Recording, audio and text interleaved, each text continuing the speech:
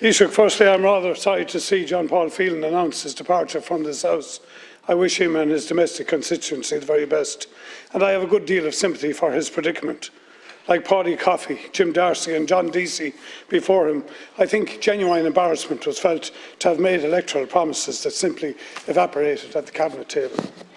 For all the blather about public spending, procedures and processes, cost-benefit analysis and business plans, capital spending appears to follow ministers' whims, largely Dublin, but in this government Cork has had a good haul too. It is well worth looking at Deeper's capital tracker to see this in action. My region is not alone. Voters in large swathes of Ireland, particularly the Midlands and North West, appear to have come to the same conclusion. Fairness doesn't extend to the Cabinet table. That is why Roisin Shortall walked out of government in 2012, sickened by a minister nabbing 2 primary care centres for his own bailiwick. No wonder the hospital groupings have proved unstable and indeed detrimental in Waterford's case, and they continue to corrode progress on the development of Sláintecare. It is why Dublin's Grange Gorman campus got the nod, while Waterford's Carriganore campus remains in fields. It is why 24/7 was delivered in Limerick by a bountiful Michael Noonan, but stymied in Waterford.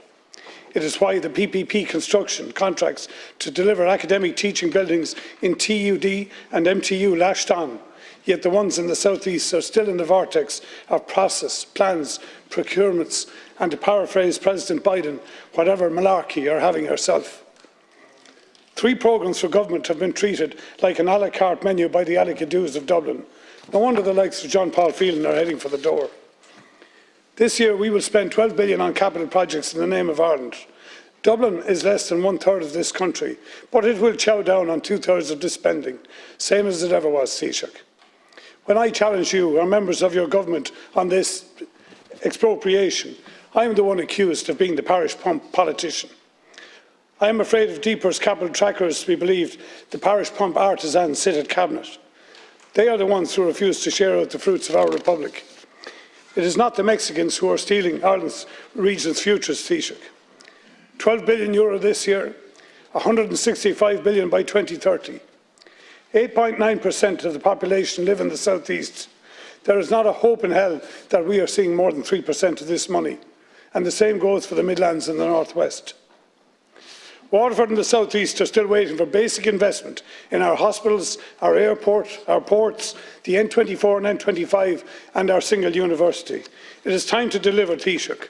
Time to deliver something, anything. Without a fair share of capital investment, the losing regions are being left to stew in their own anger. If that anger is not remediated, it will find its voice come the next election. Taoiseach, please. Thanks very much, Deputy. It's absolutely the job of every TD to fight their corner for their county and for their region, and I don't have any difficulty in you doing so. But I do think it is worth putting on the record of the House the considerable investment that has happened in the South East under this government, under the last government, and investment that is ongoing and to come. For example, the long-awaited North Quays development, now underway. More than €200 million worth of public money, taxpayers' money, being invested in that project, building a whole new quarter for Waterford City, and one that I think will help to transform the city into an even larger population centre and business centre for the South East. I'm really glad that that's finally underway. There's been considerable investment in University Hospital Waterford, one of the best performing hospitals now in the country, under a lot of pressure now because of Wexford, but that will pass and we'll be back to performing the way it was up until recently. The Dunmore Wing, the second Cath Lab, and of course more investments to come. And I know you've engaged with my office on that, and we're working on further investment for the hospital. And the long-awaited university for the South East now exists in the form of the Technology University of the South East. We're purchasing the Crystal site to make sure that we can expand student services further in Waterford. And of course the engineering building, we anticipate having approval on that this year, and very keen to make sure that's over the line as soon as possible. We've also seen considerable investment in the road network in the South East. There already is a very good road, as you know, between Dublin and Waterford. But we've upgraded New Ross, for example, Enniscorthy bypass, and also one of the biggest investments that the state is taking place is going to be in the South East as well, and that's Ross Airport. Again, over 200 million, only approved by Cabinet there the other day, to build up that port and to invest in it for the future. And I'm also seeing huge amounts of private sector investment in the South East that really encourages me. Some big job announcements, for example, for Kilkenny City, nearly 1,000 multinational jobs announced in the last year or so, and something similar in Waterford City as well. So I think it's only fair to put on the record of the House that a huge amount of public and private sector investment is going into the region, and I believe there is more to come. And I know in relation to the airport, we've made a commitment to fund the airport so that we can have flights between Waterford and Britain again. I want that to happen. The deal was that we would match the funding from the private sector. Now the cost of the project has gone up again. Not unusual for that to happen, but there has to be an engagement now as to whether we can find more money, both from the public purse and the private purse, to make that development happen, which is one that I'm very keen to see happen. Shanahan. Thank you, Taoiseach. Taoiseach, you've reached back into a couple of programmes for government previously. The North Quays, as you know, was back in 2014, to be fair, and it's taken to 2023 to get that approved. And beyond that, the PPP for our engineering building in WIT was actually planning permissioned in 2008. And in 2020, I had the pleasure of coming into government here to see that project sidestepped, while other projects in Cork and Dublin to the tune of 330 million PPPs were advanced. So this is what I'm talking about. Down in, as you said, okay, we're under pressure in Waterford Hospital at the moment, Taoiseach, but I can tell you, I was down there the other day for a 10-year project to move community services out of it. We could only manage to put out a tender to put a roof on a building.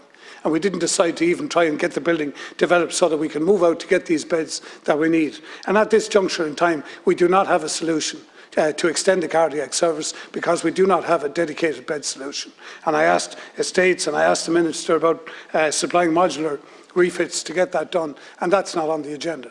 So I think, to be fair, Taoiseach, I hear what you're saying about some type of levelling up, but we are a long way there. And I think the capital tracker shows the delay and it shows the lack of funding. 9.8% of the population, we are not getting 9.8% of the capital funding coming to the country. Taoiseach, to conclude. Yeah, thanks, Deputy. Just to say I do actually share your frustration about the fact that so many infrastructure projects, so many capital projects take time to come to fruition, and I can guarantee you that's not unique to the South East.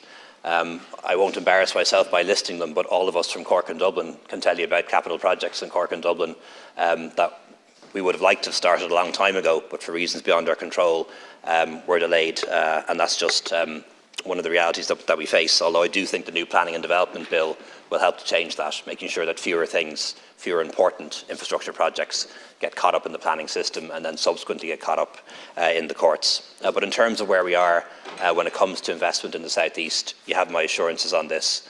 North Quays under construction, we'll get it finished, and we'll get new homes, new businesses, retail and everything built there.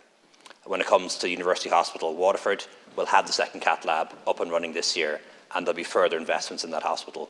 And when it comes to the Technological University of the South East, we're going to make sure that the Crystal site is brought into public ownership and that the engineering building is contracted and under construction within months. And that's the commitment I make to you in the House today.